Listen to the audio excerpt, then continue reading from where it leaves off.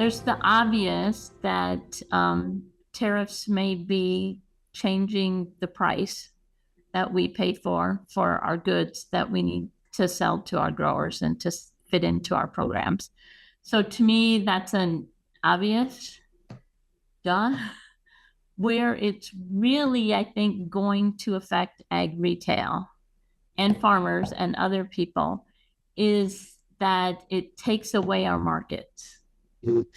So we may not have markets in the US because China's not buying from the US, they're buying from Brazil, or somebody else is buying from India or whatever. They're not buying from the US.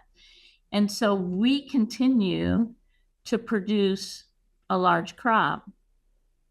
We put it in our bins, and what does that do to our price? It's kind of like price sabotage because we don't have the people that are buying it and moving it out. So the market is actually not moving up, and we're not getting the value out of the grain we do have. And that is going to affect ag retailers because if the growers are not getting the value for their grain and their markets are disappearing, not becoming bigger, then what do they have for income and operational expenses for the next year?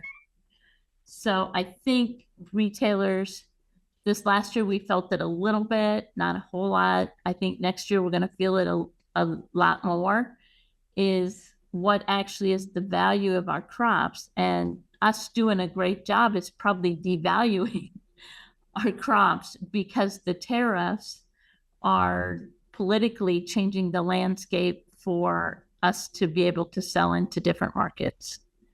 So I think if push came to shove, I think that probably will affect ag retailers and growers more than the actual tariffs and the raising of the price of our products. Like I said at the Agribusiness Global conference, something comes up every year and our cost of goods are raised. This year it happens to be tariffs. During COVID, it happened to be we couldn't get a hold of active ingredients. We were helicoptering them in or flying them in and paying more for the transportation logistics, or they're getting caught up on ships. And we deal with raising prices every year. For some reason, somebody's got some excuse to raise prices for ag retail. And those prices never seem to go back down. This year, the catchword for everybody to raise prices is tariffs. And so it will do what it does on the price side, and we will deal with it because that's always what we've done with factors that raise our cost of goods sold.